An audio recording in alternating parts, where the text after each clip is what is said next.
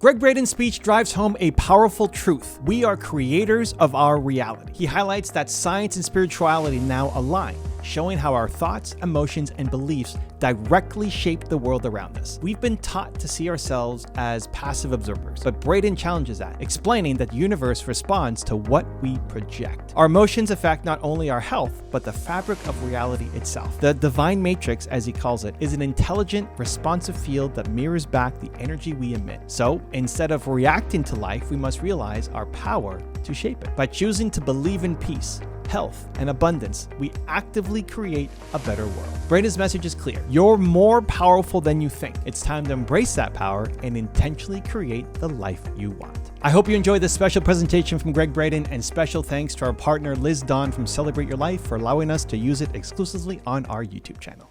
Believe. I'm going to begin with a question. How many of you feel like something very unique is happening in our world right now? That this is a very, very different time. You don't have to raise your hands just because you're at Celebrate the Life conference, but do you feel that, honestly?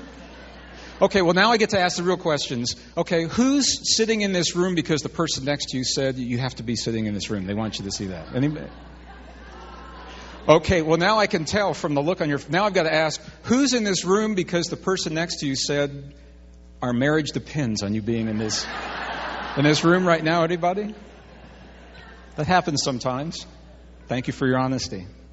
You're not alone in feeling that something very unique is happening now. In the year 2005, there was a conference, the first of its kind, that was put together pulling scientists, engineers, spiritual leaders, social architects from all over the world together for a period of time, because there is a sense as we travel, again, in the last 5 years, I've been in every continent, not every country, but every continent of the earth. And there's a sense that something very unique is happening right now, and they wanted to know what it is. So they pulled these people together, and the outcome of this conference was so powerful that the magazine, the journal, Scientific American, issued a special issue just to encapsulate what happened at this conference and to catch the rest of the world up on what it was that would happen in this conference. It was called Crossroads for Planet Earth. Maybe some of you got the opportunity to see this. It was published in 2005. And of the many things that they talked about, what they said is, quote, that the human race is at this unique turning point, and the question, will we choose to create the best of all possible worlds? And one of the things they began looking at is not just any one single problem, but the magnitude of many problems that are facing us right now. They identified 5 different scenarios, ranging from global war to global disease to abrupt climate change. Any one of the 5 scenarios could forever end civilization and possibly life as we know it on our planet. Any one of the 5 scenarios could do that. And what makes this such a unique period in time is that all 5 are happening right now. We're living all 5 of these scenarios. And what they said, Professor E.O. Wilson of Harvard University made this statement. He said that we're approaching this time that he is calling the bottleneck in human and earth history. The bottleneck in time, he said, when our resources and our ability to solve our problems are going to be pushed to the limits. Do you feel like maybe that's happening right now? Do you sense that? It's happening on a global level, but it's also happening on a personal level. How many of you in here right now are facing some of the greatest challenges that you've ever faced in your life? Anybody in this room? Anybody close to the edge? Anybody over the edge? Okay, hang on. We're going to come get you in just a minute. So it's not just you, and it's not just a silly feeling that we're having. There is something happening now. And that's what makes a weekend like this so relevant. There's so much I wanted to share with you, and we have 90 minutes. And 90 minutes is all the time we need to do everything we're going to do. And there's always more. There's always more. But that's why this weekend is so powerful, because when many people come together and change the way we think of ourselves and the way we think of our world and the way we think of our relationship to one another and that world, that's where the good stuff starts to happen. And this is what they said. They said, we've got a lot of reasons to be frightened. We're being conditioned. Have you noticed how we're being conditioned to fear through the media in this country? It's not like this when you leave this country. That's something that's very unique here in America, and not just North America, it's the United States where this is happening. Every morning we're being shown a lot of reasons on the 6 o'clock news in the morning or the evening to be afraid of our world. We're being told that our climate is changing very rapidly, that there are about 30 new bacterial and viral diseases out there that we have no defense against, and we're being told they're coming our way. We're being told there are a lot of very frightening people in the world. The weather changes. This is actually a tornado over Miami, downtown Miami. Very unusual to see this. And we're being conditioned in the last 3 to 4 months through media specials that I feel are irresponsible personally, of a very real possibility of a global war using atomic weapons. Now, having worked behind the scenes during the last years of the Cold War, I can tell you that this is something a lot of people don't understand. It's something we certainly don't want to have happen. This month, if you've gone through any of the airports this month, this is the current, absolute current, up-to-the-minute presentation for your Celebrate Your Life here in November. Look at this, Scientific American, November 2007. They're asking the question, do we need new nukes? Do we need to refurbish our nuclear arsenal? Didn't you think all that was over? Well, a lot of people did. But behind the scenes, there's some very, very frightening things going on. And if you're watching the media specials, just 2 weeks ago, the mainstream networks were running specials on what a nuclear war with Iran would look like. Now, why even plant the seed? Why plant the seed? The reason I'm mentioning all these right now is because none of them have happened and none of them need happen. And every one of us has a vote in terms of what happens in our world. And it's because of 2 principles that Western science is only beginning to understand, that ancient spiritual and indigenous traditions have known for thousands of years. And those principles, we're going to explore them in here. The reason I'm sharing them with you, the way I'm sharing them, is I want them to be so real for you when you leave here, that you feel empowered in your lives to cast that vote on whether or not we have a peaceful world for ourselves and for our children, whether or not our bodies mirror that peace as vital, healthy beings, what kind of world we're creating together. What are we going to choose? We're making the choice right now, and a lot of people think that we have no power to make this choice. It's absolutely not true. What the experts said from this conference, they said that we've got to think differently to solve the problems that we're facing, differently than we've ever thought before, to solve both our personal and our collective problems, because when you get right down to it, they're one and the same. If we can solve the little problems in our world, that becomes our collective answer to the problems in our lives, and vice versa. This is the way it works. Where we find ourselves today is that much of the way we have lived our lives, the way we have built our civilization, what we believe to be true about our world, a lot of good things happening, but where the problems are coming from is 2 false assumptions that science made in the 20th century that are carrying over right now. The first of those, scientists believe that about 96% of the universe is empty. They said only about 4% of the universe contains atoms and physical matter. The other 96% is empty. And you've all heard about dark matter, and they're suspecting that there's something else out there. But historically, for the last 100 years or so, the belief has been that it's empty space, the space between you and me, that there's nothing here. And when you look at an atom and you see that nucleus and the first electron, and the space between those 2 things is empty.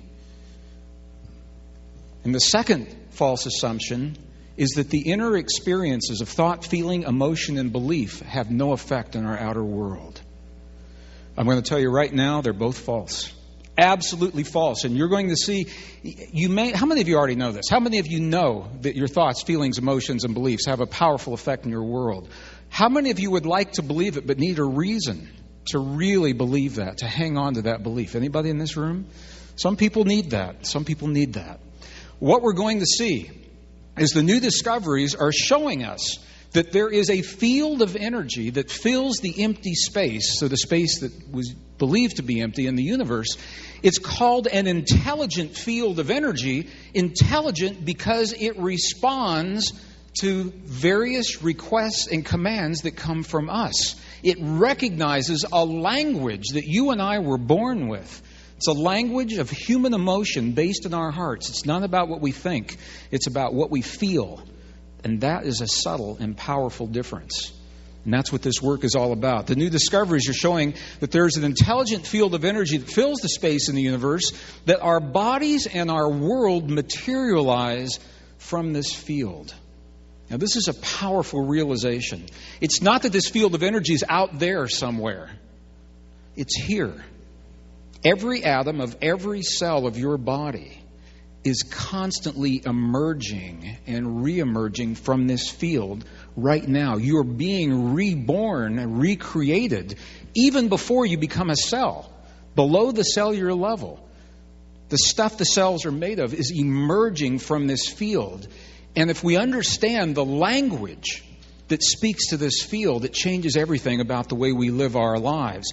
Emotion and belief are the language that translate what's possible in that field into the reality of our world. This is a powerful, powerful statement. What our own scientists now are suggesting, there's a field of energy that's the blueprint. It's the template in which all things already exist. Everything you could ever imagine already exists as a possibility in this field.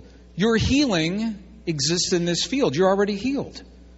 Maybe that's what the ancients meant when they said you're already healed. Peace already exists. There's a place where the diseases don't happen, where we've outgrown the habit of solving our problems through war. All of those possibilities exist in the field. Our job is to reach into that possibility and claim it, to lock that possibility into place, to breathe life into it, into the physical reality of our world. Our own science now is beginning to understand how this happens, and interestingly enough, it parallels what we've been told in other spiritual and indigenous traditions for over 5,000 years. So what I'd like to do is share some of this with you, how we know that this works. How much power do we really have to change our world, to change our lives, to change our bodies? Well, I'll answer the question right now. We have all of the power we need for all the change that we choose. The question that comes in our modern world of science is about our role in the universe. Are we simply observers in this universe, or are we more? When I was in school, and when many of you were in school, and if your kids are in school right now, there are two schools of thought about who we are in this universe. One says that the universe began a long time ago without us. And we've come along relatively recently. We're latecomers, that we will have very little effect on our world, that we're insignificant specks of dust, and after we're gone, the universe will never even know we're here. That's kind of might be an exaggeration, but not too far, because that's kind of what we're told. And there's another school of thought that says just the opposite, that says that we are powerful, powerful creators. That the universe may have begun a long time ago without us, and we've come along relatively recently. And since we're here, that we have an ability, we're only beginning to understand that we are powerful creators. And this is the great secret of many of the ancient religious and spiritual traditions. So, which is it? Are we passive observers, or are we powerful creators? Which do you think? Are we passive observers? Yes or no? Are we powerful creators? Well, we're actually both. We are passive observers. We are powerful creators. It is determined by the way we see ourselves in the universe and the degree to which we claim the power that's invested in this body. We may be passive observers and have very little effect on our world, or we can be very, very powerful creators. And the key, right out of an ancient Buddhist sutra, it literally says that our reality, our bodies, our physical reality, our success, our health, our relationships, our abundance, all of those things exist only where we create the focus. But it's more than a mental process. It's much more than simply thinking about the focus. This is the stuff that just made Einstein crazy. He struggled with this until the end of his life. Albert Einstein was of the belief that we have very little power in our world. What he said, this is a quote. He said, "We live in a world which exists independently of us human beings, which stands before us like a great eternal riddle, at least partially accessible to our inspection and thinking." Now, at the same time, this is so interesting to me. At the same time, there was another man, a colleague of Albert Einstein's. They studied the same text. They worked at Princeton University together. They had the same data, the same information, and they came up with vastly different conclusions. His name was John Wheeler. Look at what John Wheeler says. By the way, John Wheeler is still alive today. And he, I believe, is still working at Princeton University. But look at what Wheeler says. Wheeler says that we couldn't even imagine a universe that did not contain us. Because, he said, it's the act of us interacting with the universe that creates the universe. He says that we live in a universe that's not finished yet. It's a work in progress. That we're tiny patches of the universe looking at itself and building itself in what he called, and I love this term, he called us a participatory universe. It's not about control. It's not about manipulation. It's not about us imposing our will upon the world around us. We share in the unfolding of our reality. Don't you like that word? Participatory. Isn't that a beautiful word? Okay, does that mean anything to you at all if I say that? All right? Then let's take this a little deeper. I'm going to ask a question and then I'm going to walk down there.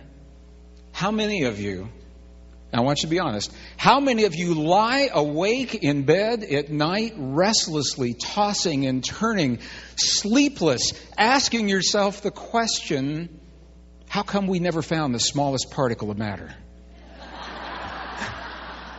I do. Okay, well, I'm going to ask this side then. How many of you lie awake in bed at night? Honest answer. I know you do, right? Sleepless, restless, tossing and turning, asking yourself the question, how come we never found the edge of the universe? You ever wonder about that? There you are. All right, two of us. Now think about this. We've spent billions of dollars. We build these machines, these particle colliders, and we take two pieces of matter, we smash them together, creating a bajillion smaller pieces, and scientists believe that somewhere in those bajillion smaller pieces they're going to find the ultimate particle of matter. Every time they think they find it, what happens? They look a little bit closer, and what do they see? There's another particle of matter. Every time, we've got the Hubble telescope out there. It's looking at the edge of the universe. We spend a lot of money to put it up there and maintain it. It's fixed its gaze on what it believes is the edge of the universe. Every time it looks out there, scientists say, all right, I think we found the edge of the universe. And they look a little closer, and what happens? Something else there. We may never find the edge of the universe. We may never find the smallest particle of matter. And John Wheeler is telling us why. Because what he's saying is this, is that consciousness itself and being conscious is an act of creation. And that every time consciousness looks somewhere to see what exists, it will put something there for itself to see. All right. Well, okay, so that was a little more meaningful to some people, but let's bring this right down in the nitty-gritty of our everyday lives. Consciousness is creating. The expectation that you and I have while we're looking into our world. Are we expecting a war? Are we expecting the avian flu? I just saw on CNN last night, they're saying, is it here yet? Well, it's on its way. It's like they're tracking it on the map. Get ready, it's coming. What does this mean to us? Think about this. Every week, you and I are being conditioned. How many in here watch TV? Let me just ask. Anybody? Okay, 6 of us. I just said that for the audio because not many people are watching TV. But if you do watch TV, look at what you're being conditioned to do. How many times have you seen very well-intentioned ads that invite us to step into the shower or into the bathroom alone or with a partner and search our bodies for something that shouldn't be there? You ever see those commercials? To look for the lump that shouldn't be there or look for the discoloration that shouldn't be there. Now, what do you think happens if every week you go in, or twice a week, on a Monday and on a Wednesday, you look and you say, oh man, what's that? Oh, okay. It's just a mosquito bite, you know. Or what's this? And when it's all over, you say, well, nothing was there today. I hope there's nothing there next time I look. And then you look again and again and again. I'm not saying don't look. But if you're going to examine your body, can you see the difference between looking with the expectation that something is wrong and looking with the honoring and the acknowledgement that everything is good? What happens if you look at your body once or twice a week and say, man, what a beautiful body. Thank God for this beautiful body. It works. And it serves me and allows me to hold other people and eat chocolate and watch sunsets and all the things we like to do. Can you see that difference? Can you? It's a subtle difference, but it's a powerful difference. I'm not saying don't look. I think it's responsible to look, but it's the consciousness that we have while we're looking. If we're going to examine our bodies, examine our world, why not look with the expectation of what it is that we'd like to see there? And that is what brings us precisely to the place. Modern science has only arrived at the place where ancient spiritual and indigenous traditions began. And that is with this understanding that this sea of energy exists. Modern science has only acknowledged the existence of this field within the last 8 to 10 years. Ancient traditions began with the understanding the field is there. Science is only about 300 years old. It's taken science 300 years to get to the place where they agree this field is there. The ancient spiritual traditions are 5,000, 6,000, 7,000 years old, and they began with that understanding. And for those 5,000, 6,000, or 7,000 years, rather than putting their effort into explaining how the field could be there, they have told us how to use it in our lives. I was trained as a scientist. And what I began asking myself is science is good. It's a language. It's a way of knowing, but it's not the only way of knowing. So what happens now that we're faced with the greatest challenges of recorded human history? What if we take our two great ways of knowing? What if we take the spiritual traditions of our past and marry them with a very good science of our time into a greater wisdom? Do you think that sounds like a reasonable way to go? Why not? What have we got to lose? Well, this is the great secret of our past. It's called the great secret that everyone knows except us. And when I say us, it's the Judeo-Christian traditions of the last 1,700 years. The great secret is that this field is out there and that we are interacting with it every moment of every day, and that we're born with a language to use this field to heal our bodies, create peace in our world. It's the great secret that we find in some of the most remote places remaining on the earth today, in their written records. It's in the ancient libraries. It's in the texts that we're going to look at here in just a few minutes. It's in the mandalas. It's in the art. It's in the tapestries. It's part of their lives. It's in their culture. And for me, this is the value of going into some of these most remote, isolated, pristine places remaining on the earth today, to see what they knew or what they know now that we may have forgotten, and how that affects our lives today. Well, I was working as an engineer during the last years of the Cold War. During the first opportunity I had to visit the highlands of central China and Tibet. Now, this isn't the only place where this information remains today.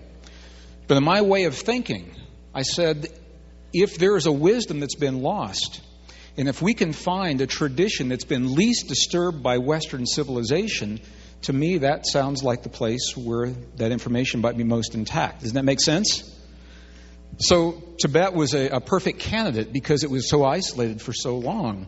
Well, it was in 1998 we had the opportunity to share a 22-day pilgrimage that included 12 monasteries and 2 nunneries. And this is one of the monasteries. Now, some of you have seen these images before, and some have never seen them. And I've put some things in that I think no one has seen before. But we had the formalities of being welcomed and greeted and all the festivities that went. The first thing they said to us when we showed up there was, "What are you guys doing here?" They said it through the translator. Because they don't see a lot of Westerners there. And we went through all the formalities and all the things that developed the camaraderie. And we were led by this beautiful little monk right here.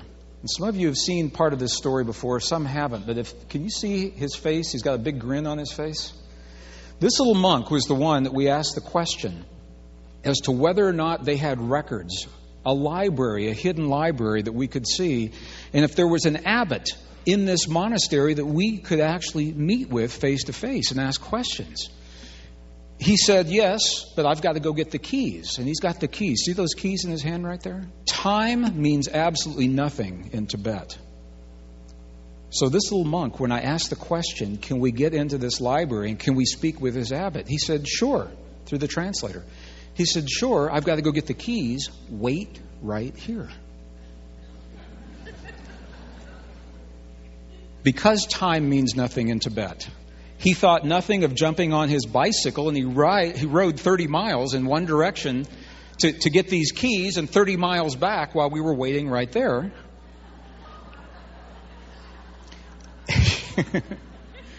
And it was worth the wait, because when we went in, the first thing he did is he took us past the library, and then he took us in to meet the abbot. To get to the library, we went through these beautiful hallways of prayer wheels into a perfectly dark room that looked like this. And it was in this room that we saw the first library. This is the best image I could get of a dark room. I worked really hard on this. This library is 3 stories tall, but it's only 12 feet wide. So it's a tall, narrow room. And when the lights came on, this is what we were looking at. And I don't know if you can see in the back of the room, but this is my hand with a flashlight right here at the bottom. And I'm looking up at the corner of this library. This particular library has been here, this monastery has been here 1,500 years. I always wondered, what happened if you want the book right up there? Like right up on that. I didn't ask them that. But look at these books. Look at these books. And the pages of these books are ancient. They look like they would fall apart if you touch them. And it was in this library we began to find the texts that led us to a meeting with this man. Now, these are composite images from different years that I've done these journeys. And this particular year, this is 2005. Now we fast forward to 2005. This is the new abbot in his mid-80s that has just replaced the older abbot who has passed away. So the older abbot passed away, and if you're with me tomorrow, you'll see the older abbot. I'm going to talk about him. So this is he's now in his mid-80s. We went through our formalities of the greeting, and then they allowed me, through the translator, to sit to the side and ask him questions.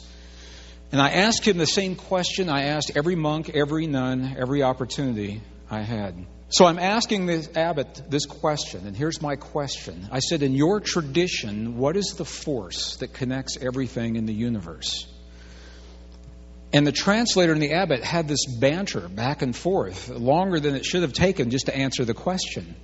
And then he looked at me with one word, he answered the question. And I thought I heard it wrong. And so he asked me again, and he answered with exactly the same question. Exactly the same question. I said, what is the force that connects everything in the universe? He said, it's compassion. And I said, well, wait a minute. This is powerful. This is very subtle, but it's very powerful. Now think about this. I said, wait a minute. Are you telling me that compassion is a feeling that we have in our bodies, or is it a force in the universe that holds everything together? Which is it? And the translator turned to him, and they had their banter back and forth. And he looked at me and answered again with one word.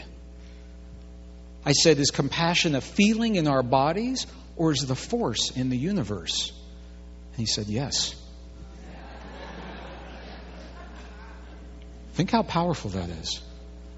This man is telling us that you and I have the ability to create an experience inside of our bodies, in our hearts specifically, and we'll get into this.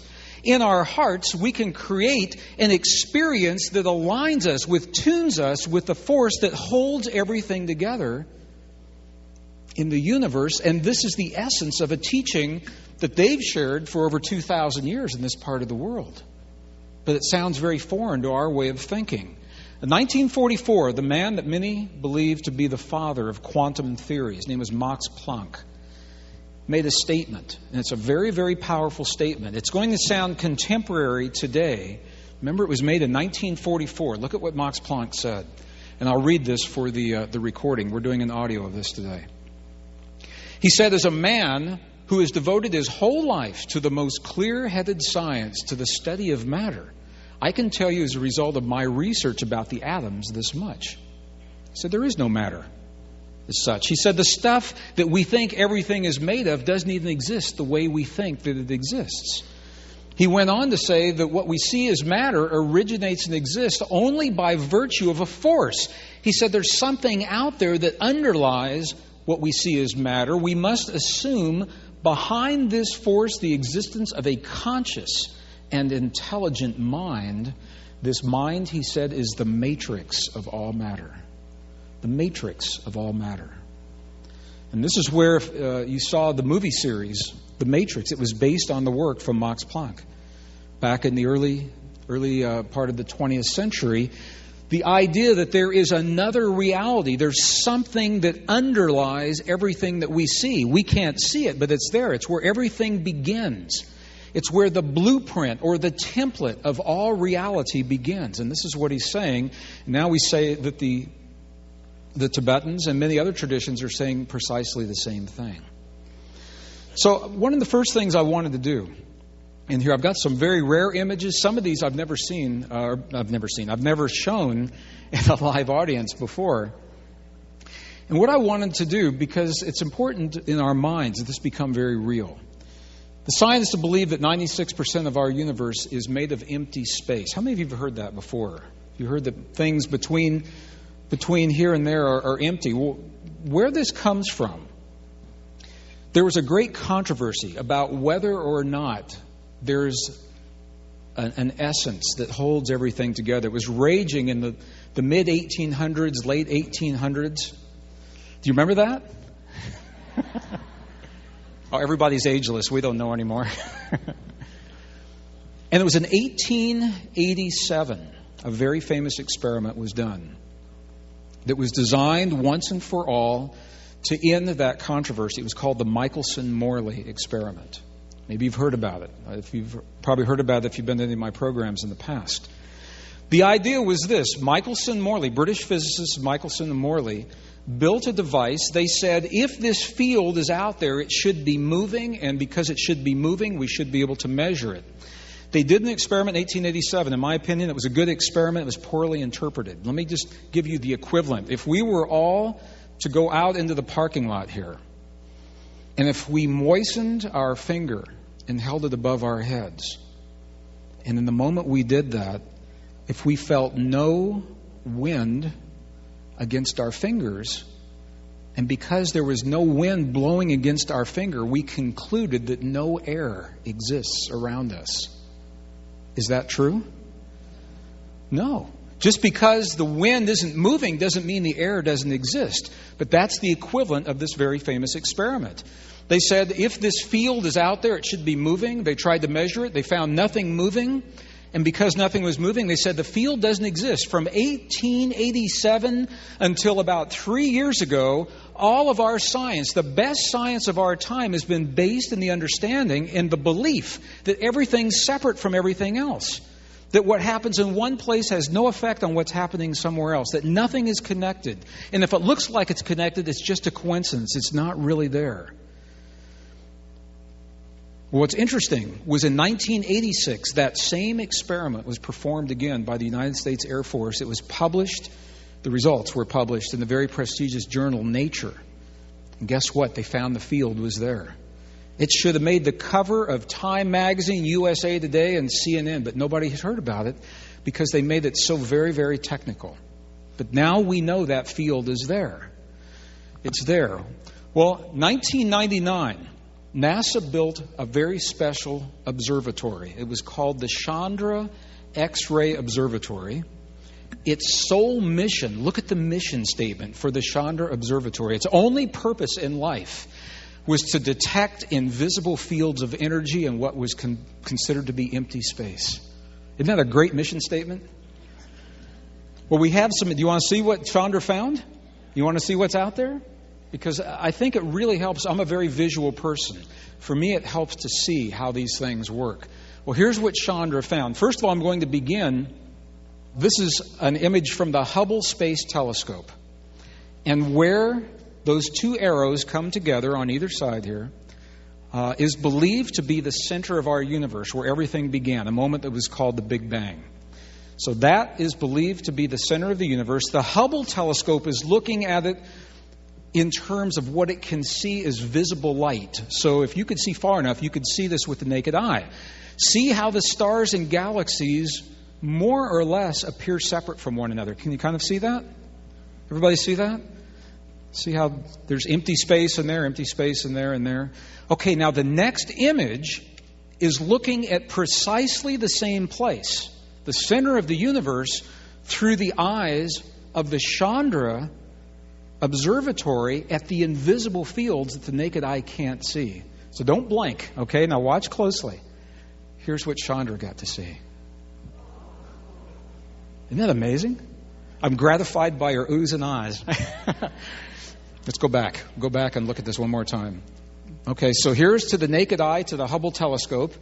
Here is what Chandra is seeing, and this is only through one series of one band of wavelengths. So if we were to look at other wavelengths, what looks like it's empty space would have stuff in there as well. In other words, if you put everything together, it would look like a solid mass of energy out there. But what's interesting, we talk about this matrix. This looks more like a web of energy. This doesn't look like the little squares on a piece of graph paper, what my left brain, man brain, would think about in terms of a grid or a matrix. And I think that's interesting because our most cherished and spiritual traditions have always told us there's a web of energy. In the Buddhist traditions, the great god Indra spun the web of creation, or in this part of the world, Spider Grandmother in the Hopi traditions. The first thing she did when she emerged into our world was to build the web upon which all life would exist. And we're looking at what may be that web. So you can see that empty space is anything but empty. Now, the field that is out there and the field that has now been discovered, this field of energy, it's so new that scientists have yet to agree upon a single term. They're calling it many different things. You'll see in some texts they're calling it a very technical term, the quantum hologram. Some are simply calling it the field, if you've read Lynn McTaggart's book, The Field. I'll be presenting in Germany with her in just a few months. Some are calling it the mind of God. Stephen Hawking calls it the mind of God. Former Apollo astronaut Ed Mitchell calls it nature's mind. Max Planck called it the matrix. We're calling it now the divine matrix. They're all different names for that same field of energy. The key is it's there. There's a field of energy that holds everything together, but it does more than just connect, and that's why we're here today. It does more than simply connect everything together. This field of energy is believed to be the container for the entire universe. It's the container within which all things must occur. That means that whatever happens in this world, light or dark, good or bad, we're part of what's happening, and that means that we can create change in what's happening. There is no them and us, as you're going to see in just a moment. There is we. If we know the language this field recognizes, that's where the miracles begin. The divine matrix, it's the container that holds everything together. It's the bridge between your inner and your outer world. If you ever wonder how a prayer in your living room could possibly help your loved ones in the battlefield of Iraq halfway around the world, this field is the answer. When we understand how it works. It doesn't work the way conventional energy works. And it is a mirror. This field mirrors back to us what it is that we give it to work with through the language of belief, feeling, emotion, and thought. Very precise ways of using these.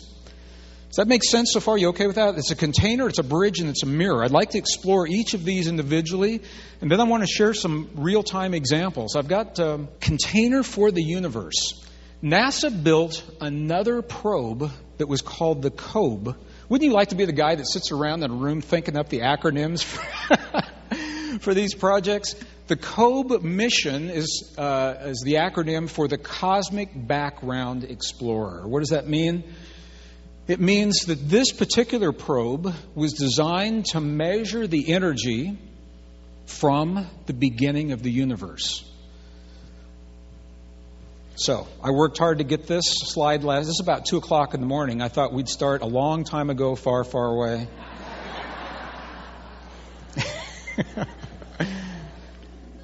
Something happened. Scientists are still not certain precisely what it was, but they're all pretty much in agreement that a long time ago, far, far away, our universe looked about like that. There it is. They say, and the computers have been able to do the modeling, that just a few moments after this massive release of energy called the Big Bang began, what they say is that the entire universe, if you could reach out to the edges of the universe right now and take all the particles of matter and pull them back together and take out all the space between, all that matter would fit into this tiny ball compressed into something about the size of a single green pea. That's how big the universe was.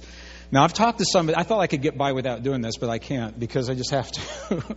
I've talked to some of the people modeling this, and what they say on the computers, they say the computers tell us that the temperature, everything was compressed so tightly, so it was very, very warm.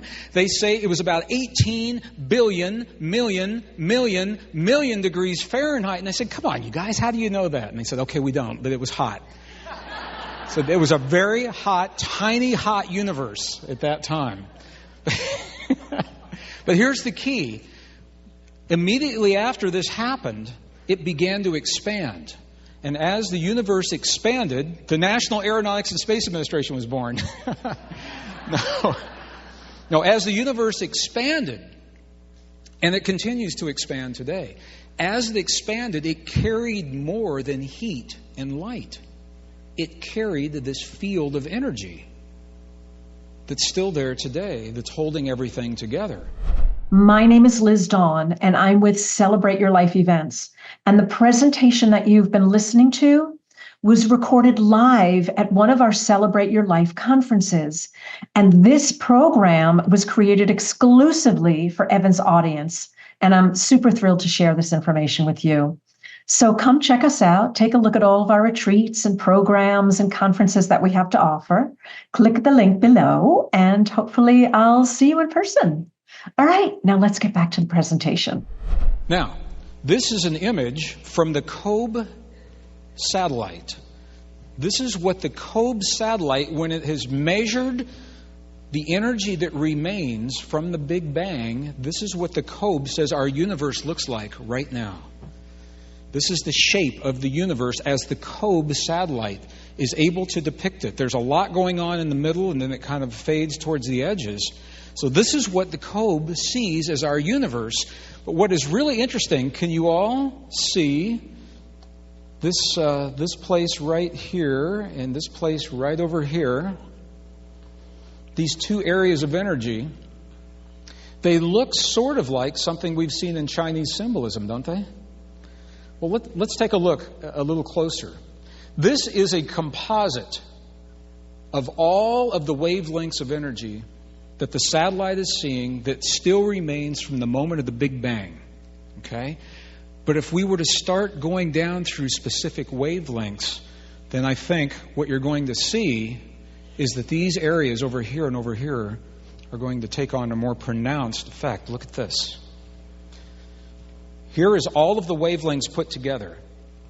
And if we go down to very specific wavelengths, this is the same image only, and for you engineers out there, it's at a 53 gigahertz wavelength. But if you're not an engineer, you don't have to be to see, what does this look like? What is the ancient symbol this looks like here? I'm very close to the screen, but can you see it? It looks a lot like this, doesn't it? Well, wait till you see this. Wait till you see this.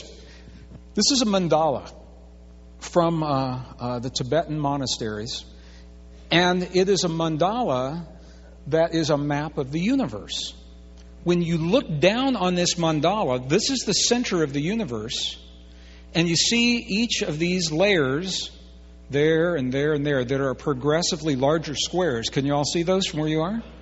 Each of those squares and each of the little places here, these are galaxies, these are stars that are all over. This is a map of the universe. This map is in 2 dimensions, so you can look at it on the wall look at this.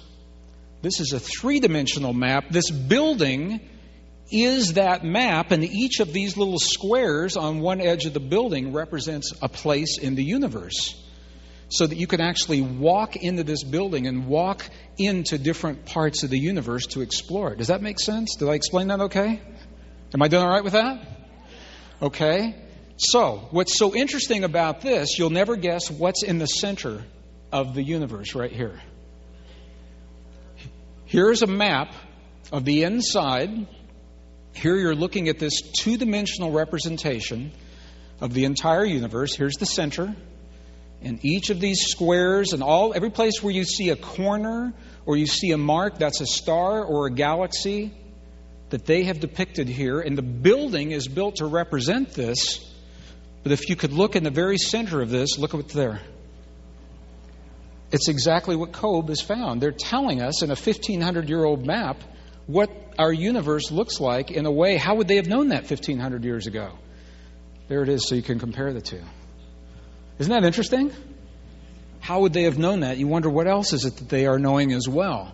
Well, what these traditions are saying is what our own science is now beginning to understand, is that this field of energy is the container. Everything that's happening, and this is why it's so important, everything that's possible that could ever happen, it's going to happen in this field of energy.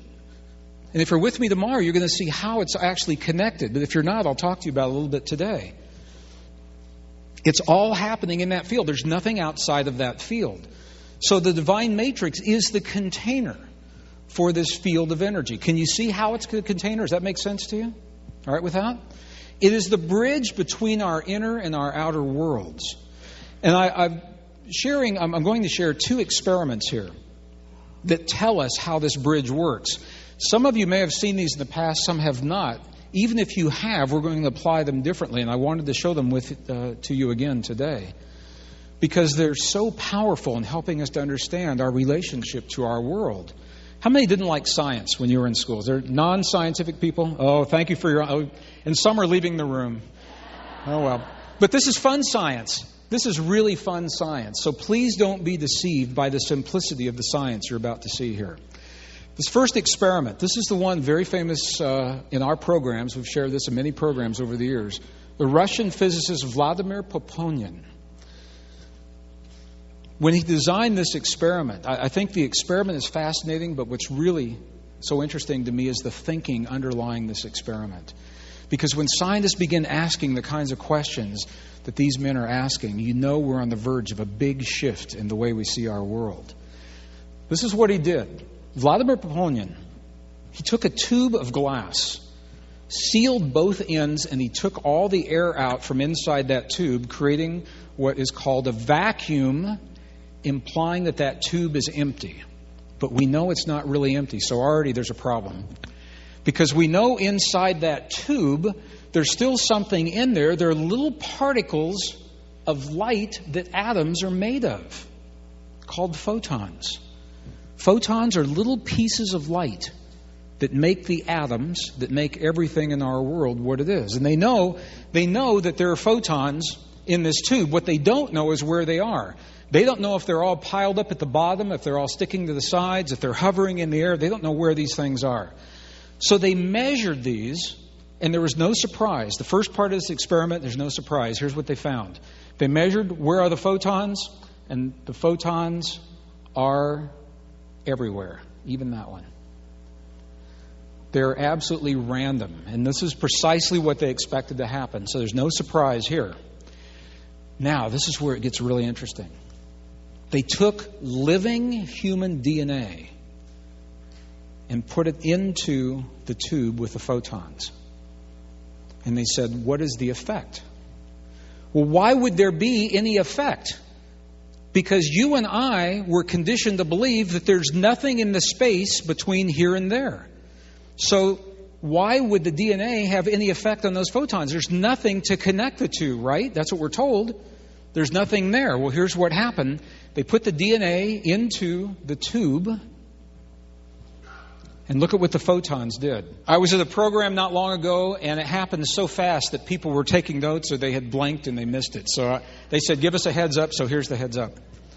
Okay, so here it comes. Here comes the connection. Look at what happens. The DNA is now in the tube with the photons. If that sounds too technical, think of it this way. The stuff we're made of is in the tube with the stuff our world is made of. And they're asking the question, what effect does the stuff we're made of have on the stuff our world is made of? We've been told that we have no effect on the world. Look at what happens.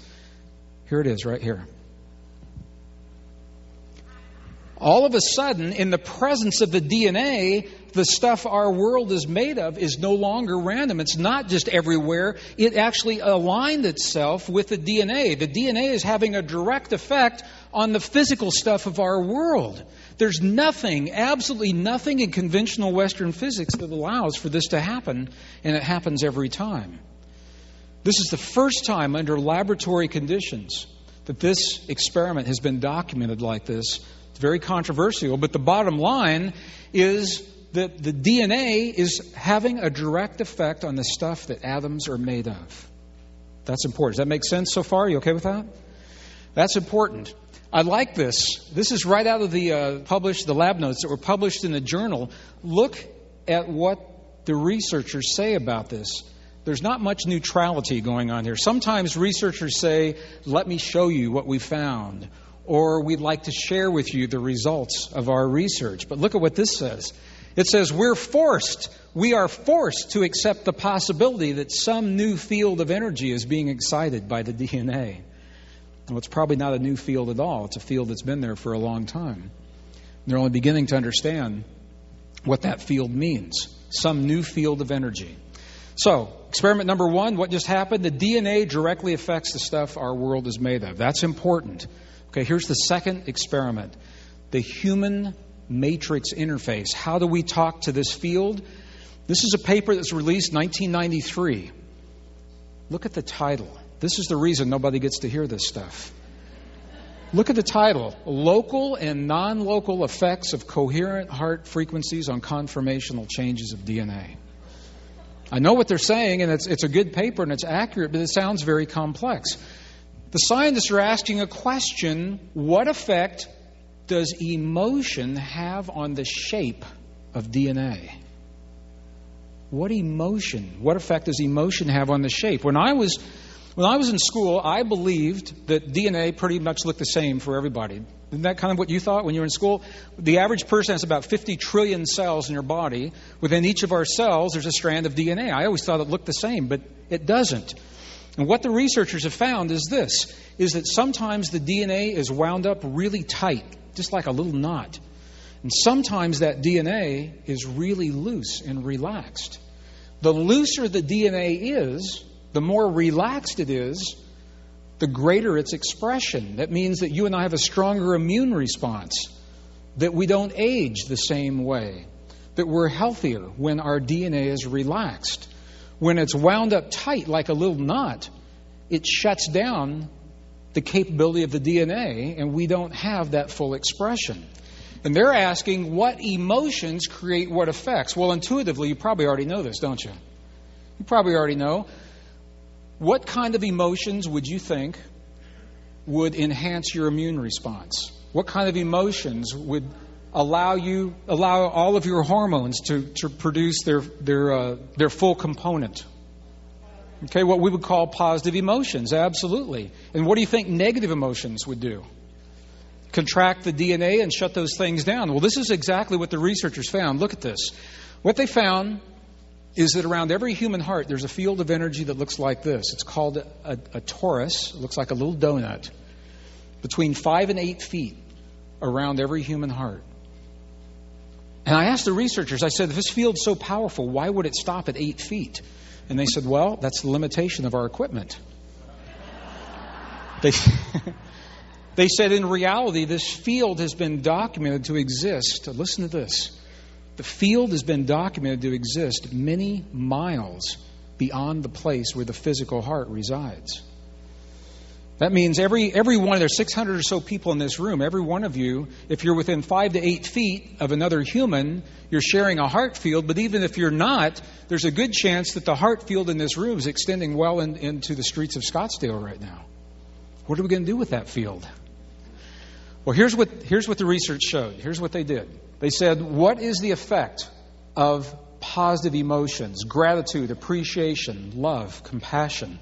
This should be no surprise to you now. Do you think it's going to constrict or is it going to relax that DNA?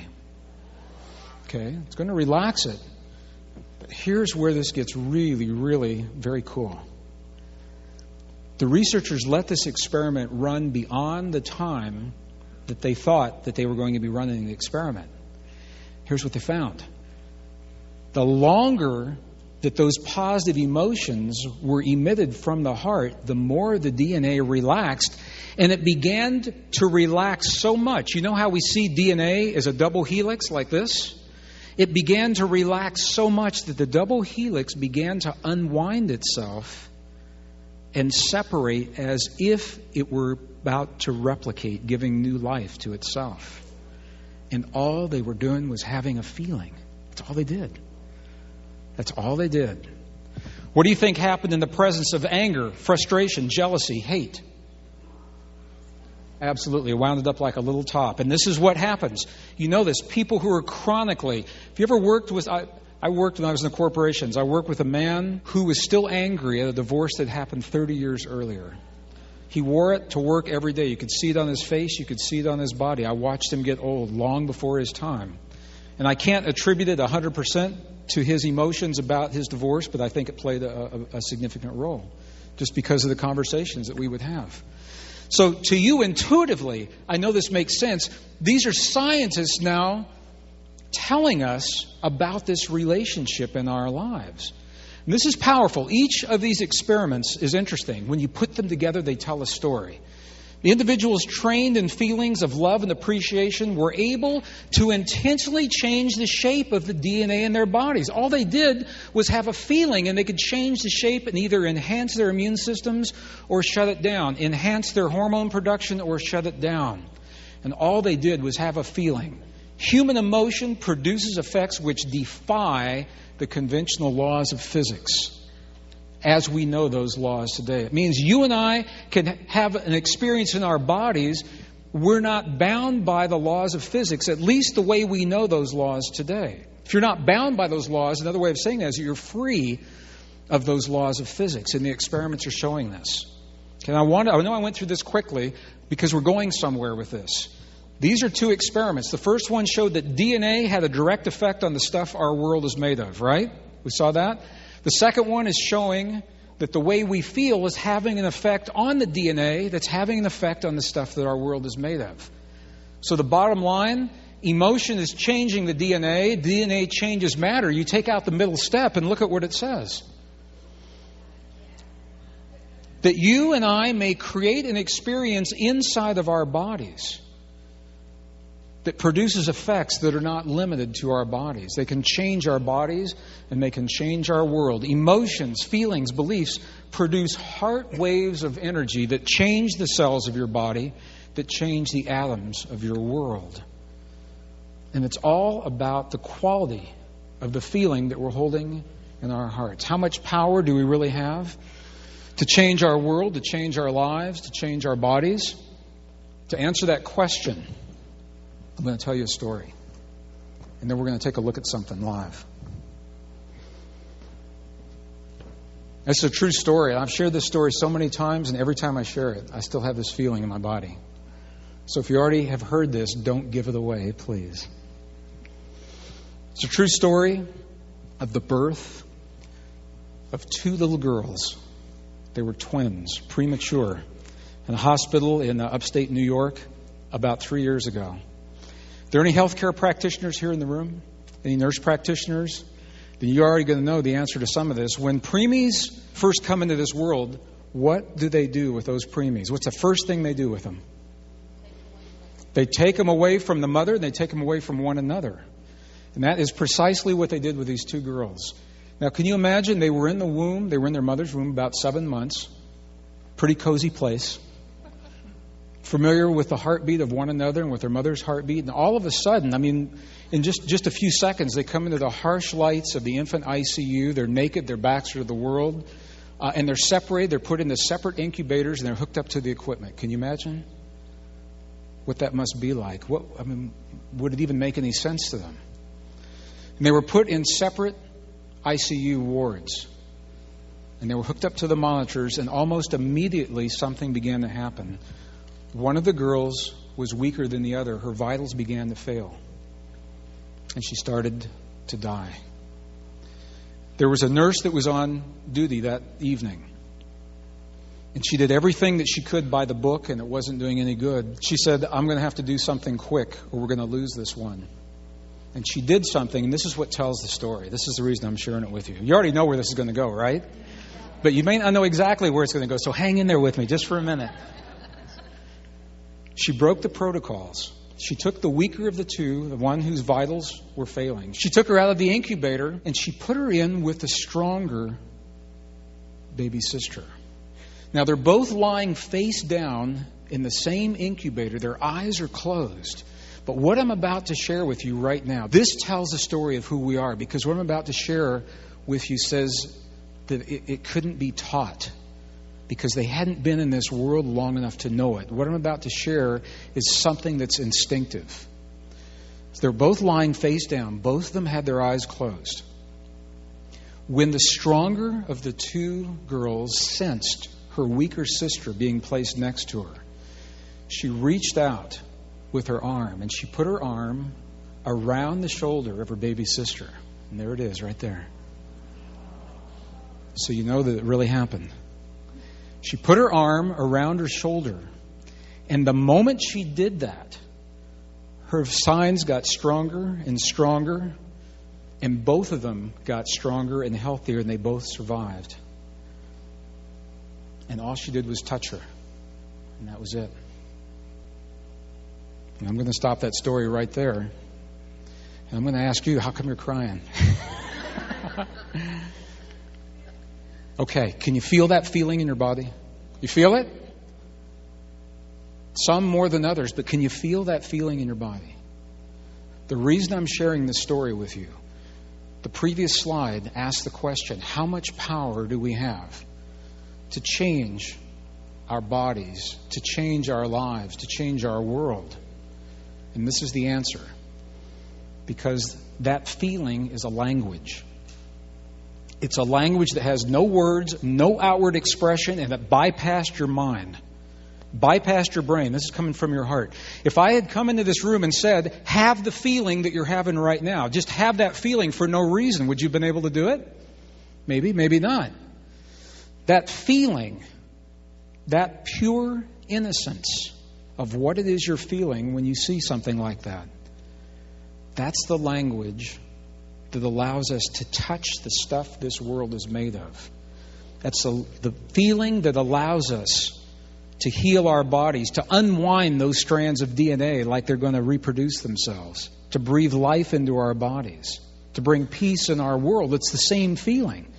It's the very feeling that you and I were conditioned away from in the Judeo-Christian traditions, and especially if you're a man. Men, and by the way, there's a lot of men in this room, and I just want to acknowledge and give a hand to all the men in this conference. This is really good.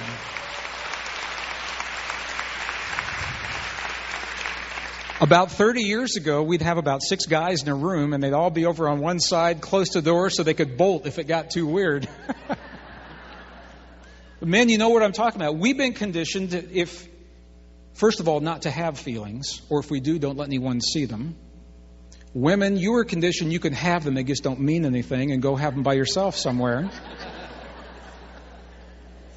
Maybe that's an exaggeration, but probably not too far off in our culture. But what's so interesting is it is not that way in other cultures. That feeling has been so honored and so trusted and so respected in so many other different traditions that it's encouraged and developed. So when we talk about emotion, it's not emotion of sadness or joy, necessarily that kind of emotion. It's a deep inner experience of the acknowledgement of the connectedness that we have with one another and our world, and maybe a greater power. And it's something that has been hard to teach over the ages. It's hard to teach. It's a language that has no outward expression. There are no words associated with it. If you're with me tomorrow, this is what we're going to explore tomorrow, I think, in this room. But for today, I wanted you to have how much power, I want you to have this sense. How much power do we have to change our bodies and our world? That language is the power. And that is what this is all about. The divine matrix, it's a container, it's a bridge. And I said it's also a mirror. It will mirror back to us what we expect or what we create through that feeling in our lives. How many in here do affirmations? Back in the old days when I was an engineer with Martin Marietta in Denver, back in I guess it was in the 80s, the famous brown cloud in Denver, the air was so bad we couldn't drive every day. So we had to carpool. And I remember I'd carpool with another guy in our engineering department certain days of the week, depending on what the last digit of my license plate ended with. So one day I got to his house early in the morning. He wasn't ready for work yet. And I said, "Can I use your bathroom?" And he said, "Sure." And I went in there, had little Post-it notes all over his bathroom. They weren't just on the mirror, man. They were on the walls. They were on the shower curtain, everything. My perfect mate is manifesting for me now. My perfect mate is manifesting for me now. We got into his car to go to work, and it was all over the car. He had them on the dashboard. He had hanging from the rear. He had Post-it notes hanging on other Post-it notes.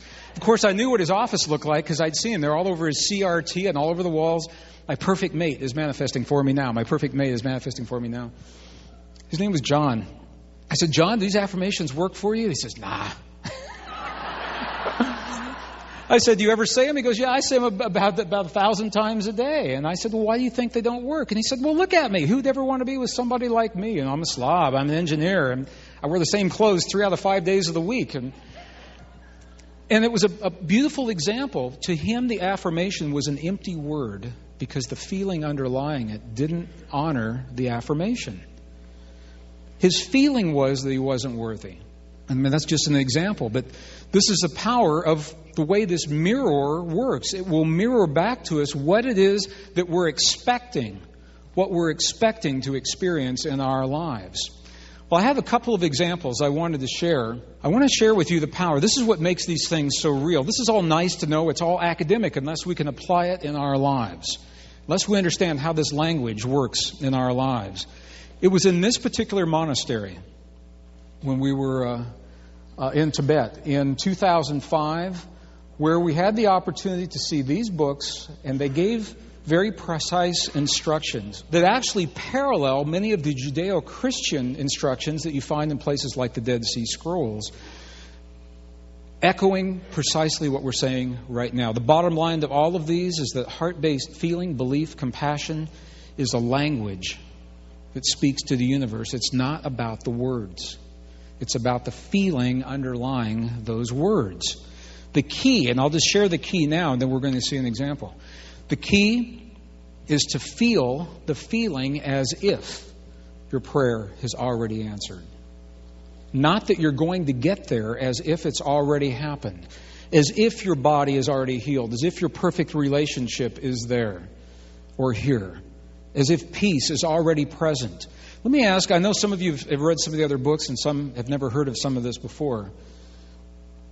If you are offering a prayer that says, "Dear God, please let there be peace in this world," what have you just said? Can you see why that is? Please let there be healing in the body of my loved one.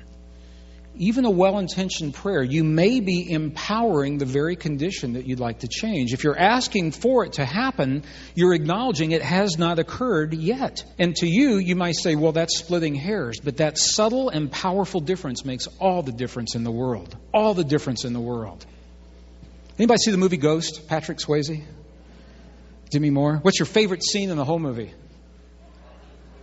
And you know what? Everybody says the same thing. Around the world, everybody loves the part of the movie where Demi Moore is at the potter's wheel. And Patrick Swayze is behind her. He's dead, but he's still trying to figure out what that means. It's a really, really hot, steamy scene that has nothing to do with this program whatsoever. It's just everybody remembers that. In all countries, all countries, it's the same. It's universal. If you ever find yourself in another country, you don't know the language, just ask them what their favorite scene is and Ghost, and you'll be friends forever. But there's another scene that has a lot to do with what's happening in here.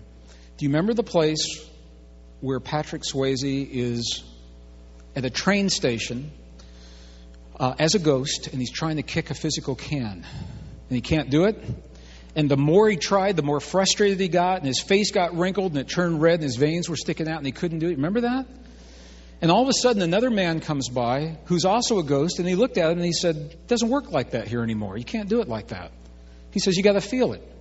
You got to feel like it's already done." And that's what he did. And as soon as he began to feel that can was moving, he was kicking that can all over the place. It was that little, just that little subtle shift in perspective.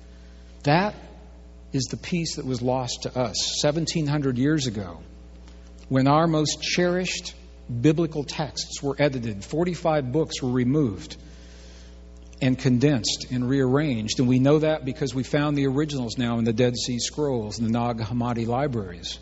And ironically, the very books that were removed were the books that tell us, number one, that everything is connected through a field of energy. Number two, that feeling is the language. It's not the words. And when we lost those texts, we began to think that the words were the way to get things done. It's the feeling. Feel as if those things have already happened. I wanted to give you a couple of examples of where this has been applied. Scientists and some researchers understand this principle. In the early 1980s, during the first Israeli-Lebanese war, this very principle was applied. And I want to share this with you, and then I want to share an experiment that is going on right this second, and you can see it real time. In the early 1980s, researchers were trained to feel as if peace was already present, not to judge the Israelis as good, bad, right, or wrong, or the Palestinians or the Lebanese, to simply feel peace. And they were stationed throughout the war-torn areas of the Middle East. And they did this on multiple occasions, different days of the week, different hours of the day. So many times they were able to actually create a formula that says how many people are required to have this feeling before peace is mirrored in the area. It was published. It's a very famous study. It was called International Peace Project in the Middle East. It was published in the Journal of Conflict Resolution, Volume 32, Number 4. So it's on the audio if you want to look that up. What they found is this. It takes relatively few number of people to actually do this to begin to create the feeling. The number of people required was the square root of 1% of a population. And that number may not mean much. We're going to explore it here in just a minute. But it's a very, very small number. What it means is if you take a population, this is 600 people in this room, so this is a population. If we took 1% of 600 and then took the square root of that, that's how many people would be required to feel peace before we could create peace if we needed to in this room. Well, the number was very small. For a population of 1 million people, if you had a city of 1 million people, if you take 1% of 1 million, it's about 10,000 people. If you take the square root of 10,000 people, it's only about 100. That's how many people, the minimum number of people it takes to kickstart that experience. On a planet of 6 billion people, the same formula applies. If you take 1% of 6 billion, it's about 60 million. If you take the square root of that, it's just under 8,000 people. That's all it takes. Well, okay. Princeton University began an experiment in 1998. And I'm going to talk about this experiment. We're going to make really good use of our next 10 minutes. What they found, and if you want more information about this, feel free to go to our website, and I've got a link up there that'll take you over. What they found is that certain kinds of electronics change when human consciousness changes. That the field that we're talking about is so real that when consciousness changes, it changes the electronics in the room. Anybody in here, you walk in the room and the remote already goes off on the TV when you walk in there, your stereo turns on, or you put a street light out in the parking lot at the airport? Okay, so you know what I'm talking about. So Princeton University found there are certain kinds of electronics that change in the presence of human emotion. Knowing this, they developed a series of gadgets in what became known as the Global Consciousness Project. They built 40 little devices. They planted them all over the world. All 40 devices feed back into one computer at Princeton, and it's happening right this minute. We're going to see the real-time reading in just a minute. And it monitors consciousness from all over the world. That's how real this field is. I want you to have a sense. This isn't some academic idea. This field is so real. You and I are part of it, and we can use it if we understand the language. But you have to know that these things are happening. So, beginning in 1998, they planted 40 of these devices all over the world. And they began monitoring through one computer. So here's what's happening. Here's the computer at Princeton. Here's the world. Here's 40 devices all over the world. They're all feeding back into that one computer. So now you got the idea, right? Okay, so if this technology works right, let's see. To save time, I'm going to unplug one and plug in the other. And we said we could do this. Wow, see how fast that was? Okay, this is a map of where these devices are right now. And for where you and I are right now, there's only two that are even close to us. One is in Austin, Texas, and one is in Black Forest, Colorado. So they are these two right here. Okay? Now, so what I'd like to do, each of those devices right now is sending a signal back to the Princeton computer. So you want to see what the consciousness of the planet looks like? We weren't sure we could pick up a signal down here in the basement of this hotel. And the fact that we can, I think, is really scary. The fact that the signal comes all the way down here. Okay, so you want to go ahead and let us see the screen. This is a real-time display of each of these 40 devices. And what you're looking at is consciousness goes throughout its day. In the average day, we're going to school, we're going to work, we're going to the airport, we're going to Celebrate Your Life conference. Everything's kind of humming along. When something commands our attention in a moment in time, something big like 9/11 or the death of Princess Diana, or good things, the whole world, this chart went nuts on the last episode of The Bachelor. The whole world was focused and wanted to see the last episode of The Bachelor and how it would come out. So there's another workshop there, a whole other workshop on what the world thinks about America. But the reason I share that is not just bad things. It's anything that commands our focus. When many people come together in a moment in time for focus, what you're seeing here is the larger, like right there, where something is happening with this egg right here. That's the 1, 2, 3, fourth one over. 1, 2, 3, 4. This one just popped right here. There's another one down there. The larger you see the red bar, it means something is happening right now, real time. It's about 10 seconds off. Something is happening, and there are some of these that are telling us what's happening in Pakistan. Some are telling us what's happening in New York. What is so interesting about this? Number one, the only way that this could work is if the field were connecting everything. So this tells you that field is so real that we're able to actually measure mass human consciousness on a global scale. Now, they installed this in 1998. They wanted it up for the 2000 millennium celebrations to see if it would work. The whole world was focused as the date line swept across the earth on what was happening. And it worked like a champ, and they left it up. It was up over September 11th, 2001. But here's where this gets really interesting. As you can imagine, all of the little devices were off the charts on September 11th. That's no surprise. But what surprised many researchers, and this tells the whole story, is that the graphs, the charts, the sensors began to pick up attention in consciousness almost a full day before the events of 9/11 ever happened. In other words, it was did you get to feel that? Ooh.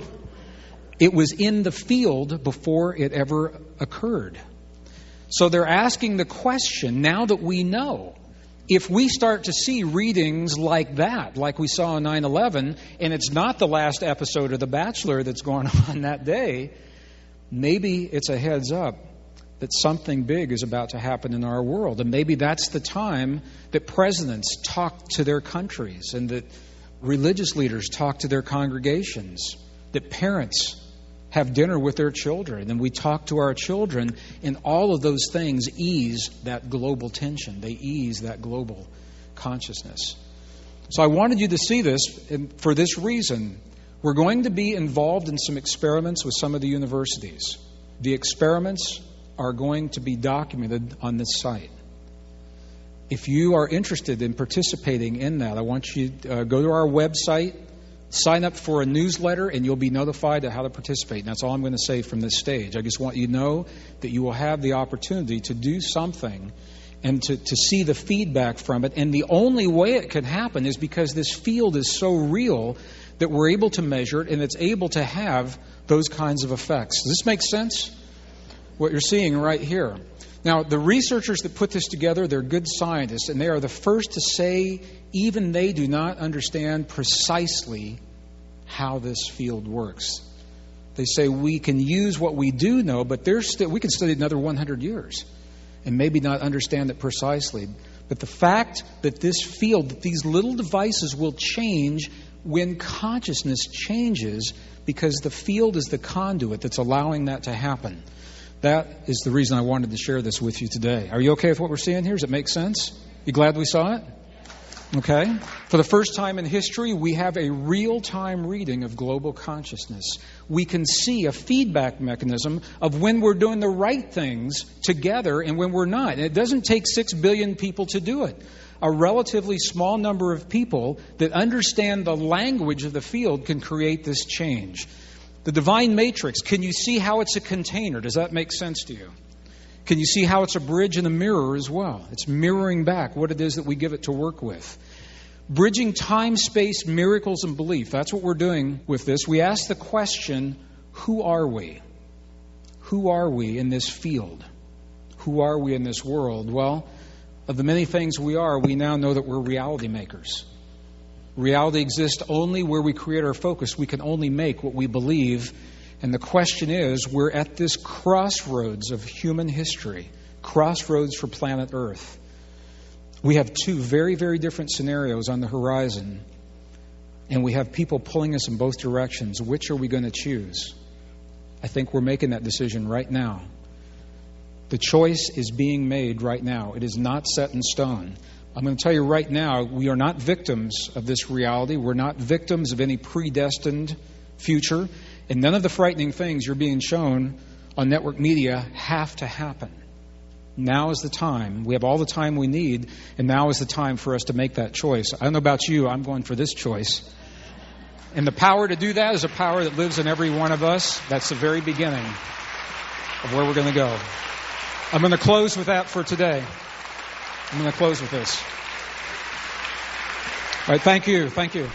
For another amazing Gregg Braden video, check it out right there next to me. I think you'll love it. Continue to believe, and I'll see you there. In the year 2003, a group of scientists and engineers convened a conference. And it was a conference, the first of its kind. It was designed to evaluate